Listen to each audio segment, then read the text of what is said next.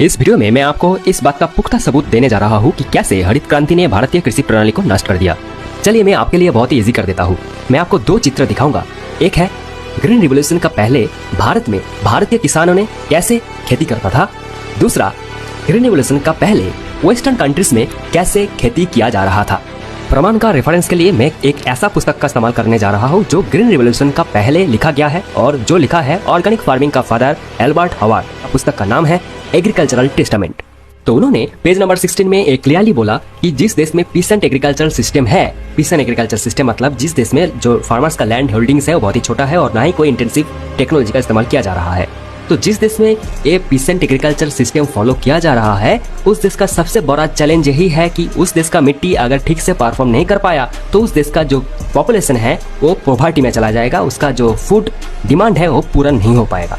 और भारत में भी यही पीसेंट एग्रीकल्चर सिस्टम फॉलो होकर आ रहा था। लेकिन उन्होंने ये देख के बहुत ही ज्यादा आश्चर्यचकित हो चुका था कि इतने सारे प्रॉब्लम होने के बाद भी भारत का जो सॉइल फर्टिलिटी है वो बहुत ही ज्यादा है। तो साल भर साल मेंटेन करके रखा गया है भारत का किसान द्वारा, क्योंकि भारत का किसान प्राकृतिक उपाय में खेती करता है, कोई भी आर्टिफिशियल वेज को फॉलो नहीं करता है।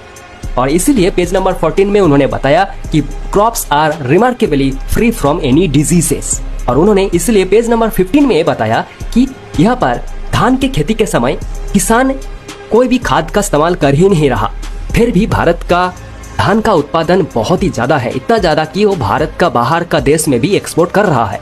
तो इसका कारण मैंने एक पिछले वीडियो में बताया था कि भारत का किसान क्यों खाद का इस्तेमाल नहीं करता था धान का खेती में, तो वो जाके देख लीजिए।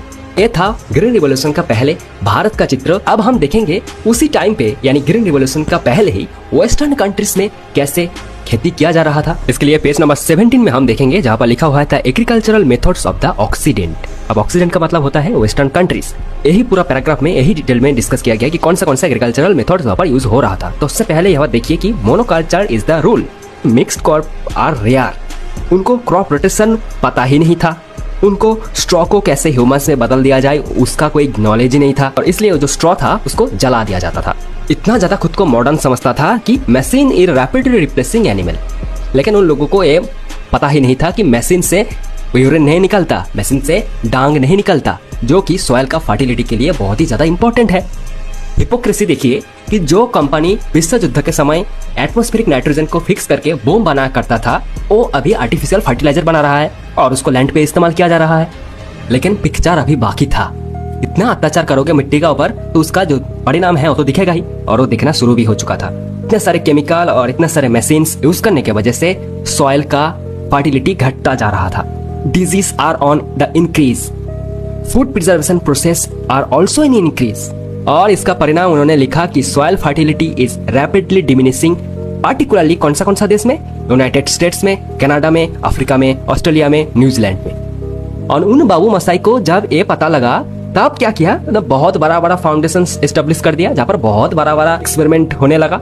उससे कोई लाभ नहीं हो रहा था क्योंकि उस एक्सपेरिमेंट का जो रिजल्ट था, जो एडवाइस था, वो सिर्फ और सिर्फ प्रिंटेड मैटर में ही था, उसका कोई प्रैक्टिकल यूज ही नहीं हो रहा था। जैसे कि अभी होता है यूनिवर्सिटी में, देखो जाके प्रोफेसर्स बिजी है कि कितने सारे पेपर पब्लिश किया दिया जाए, उनको और कुछ मतलब ही नहीं है। तो ये सेकंड चित्र था जहां पर हमने आपको बताया कि ग्रीन रिवॉल्यूशन का पहले वेस्टर्न कंट्रीज में कौन सा एग्रीकल्चरल सिस्टम फॉलो हो रहा था। थोड़ा सा अपने दिमाग को लगाएंगे तो आप समझ सकते हैं कि वही सेम टेक्निक भारत में भी इम्प्लीमेंट हुआ ग्रीन रिवॉल्यूशन का नाम से। वही सेम प्रॉब्लम जो पहले ही फेस कर चुका था वेस्टर्न कंट्रीज में वो अभी हम करने लगे हैं। इस वीडियो को शेयर कीजिए जो मानता ही नहीं कि ग्रीन रिवॉल्यूशन फेक है।